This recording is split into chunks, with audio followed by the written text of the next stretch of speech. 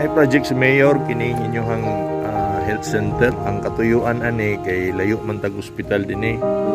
Sigbako kani mga silingan ato ug sigbit nga lugar diri na lang diretso.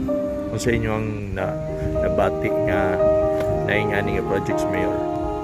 Dako kaayong tabang sa mga for example sa mga buntis nga diha na sila mga anak di na siya maadto sa layo nga kuan kay nang naa naman siya dool dapat ay kanang sanin kining labi na sa katong mga tigulang good sir nga kanang unsa ni na mga sakit-sakit dool na lang kaig pa-check upan. Pero nanay hitabuan na din kanang magsakit sa inyo unsa inyong gihimo especially dinha naog pa mo unsa inyong ginahimo pag may mga emergency. Ay ginapahatod na lang jud sila dito sa hospital kay layo-layo ba ang sentro sa amuan ginahatod sila dito sa sakyanan sa motor. So hassle kayo. Hassle jud.